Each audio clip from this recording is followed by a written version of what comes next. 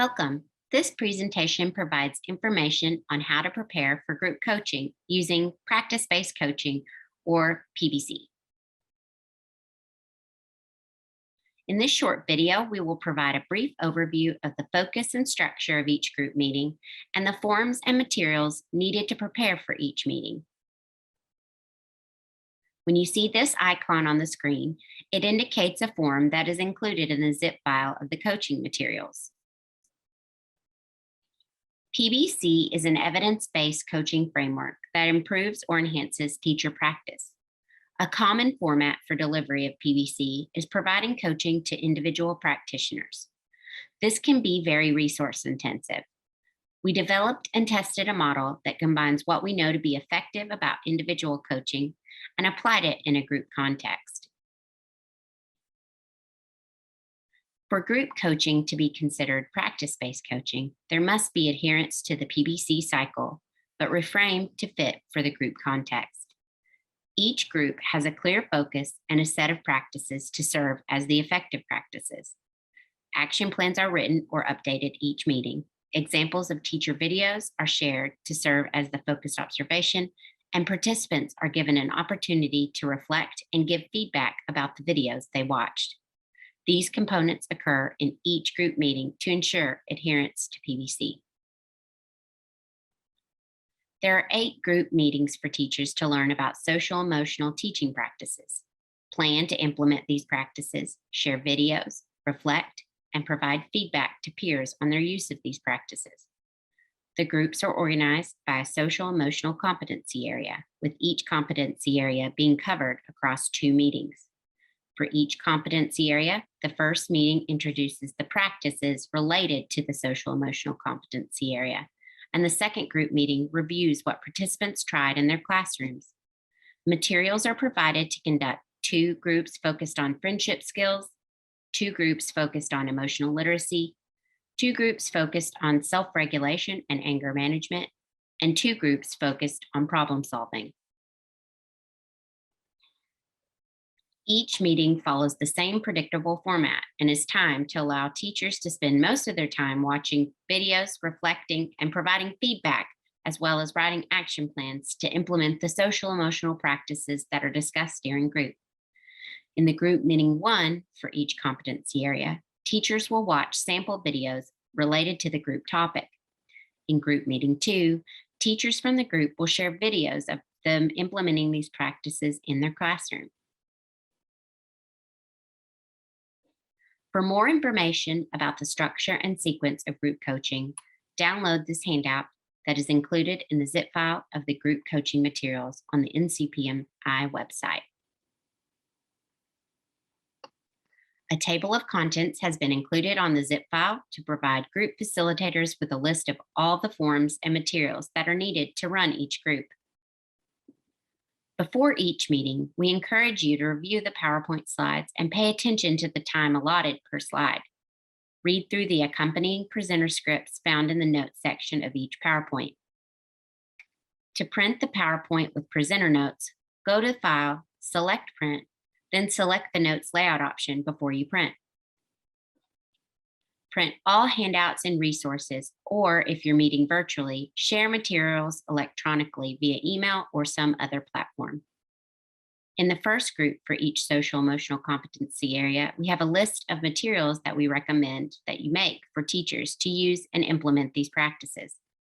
Preparing these materials for teachers takes time. Make sure you allocate enough time to assemble and laminate these materials. Review the materials you will share and be prepared for how you will share them with teachers. During group 1 of each competency, it can be helpful to have an extra set of materials to refer to while you're presenting. Each group includes a set of coach materials that you will need for facilitating the group, which include the PowerPoint presentation with the presenter notes. You will also have a group checklist and meeting attendance and participation log. This form helps you to record and document important information about the group meeting. It serves as your attendance for the group, as you will write down the names of the practitioners who attended. It also has a place for time, so you can keep track of the group duration. as well as any technology or timing issues that may have occurred during the group, such as participants arriving late to the meeting, which could impact the timing for the group content, or internet connection difficulties during the meeting that might impact video streaming. Lastly, this form serves as a sort of tracker of the tasks for group and will help keep track of what items you were able to complete and not complete. The responses will be yes or no.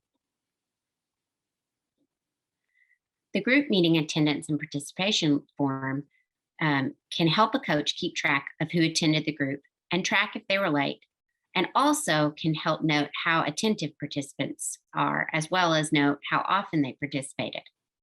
This can be helpful information for a facilitator to use to adjust their practice if they are noticing that many of their participants are unengaged. It can also give the facilitator information about who might need more support outside of the group context to implement these practices. For example, a coach might notice a teacher that consistently does not participate. That coach might want to provide alternative ways for this teacher to feel included or alternative ways to respond. Additionally, if a facilitator notices that teachers are having trouble making it to the meeting on time, it could be that a different time should be selected for group meetings. Although this form is optional, it can give a coach lots of information about group. Some coaches find it helpful to have another coach attend group meetings to assist with filling out the group meeting checklist and this form. However, a coach can complete each of these forms individually after the group concludes if having an additional support person is not possible. A list of suggested example videos is also included on the zip file. There you will find links to example videos for each social emotional competency. These examples are used in group meetings 1, 3, 5, and 7, and can be used in other meetings if participants are unable to provide a recording of themselves.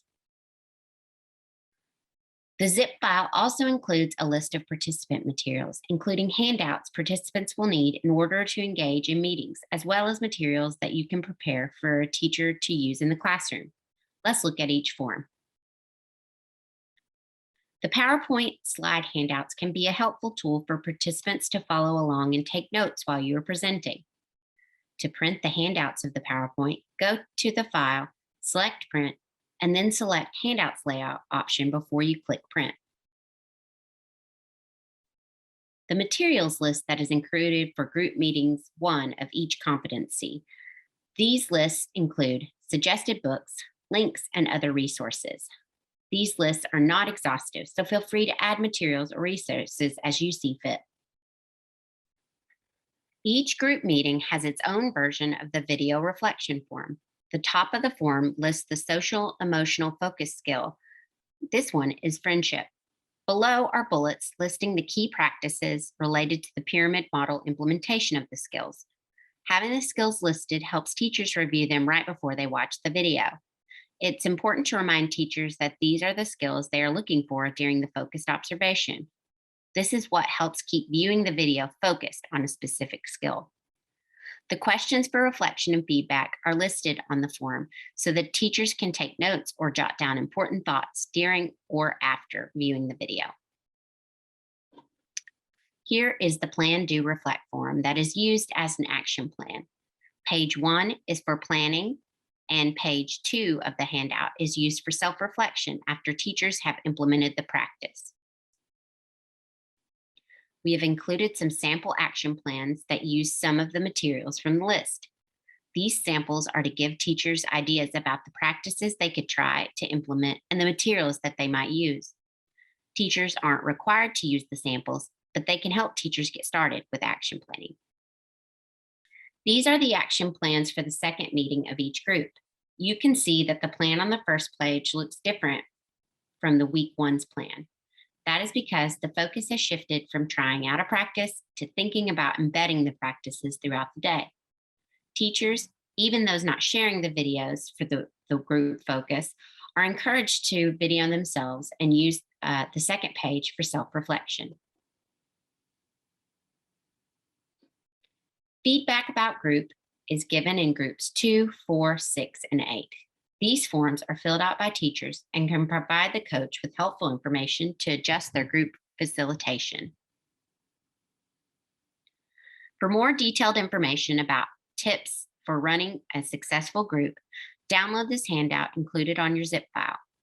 It provides helpful tips about timing, pacing, providing opportunities for group members to share, and other considerations related to the size and makeup of a group. For more information about group coaching, we encourage you to watch these webinars: Using Practice-Based Coaching in a Group Format, Group Coaching to Support Pyramid Model Implementation, a virtual tour of materials. The development of these materials were supported by U.S. Department of Education and other sources. Thank you for your interest in group coaching, and enjoy.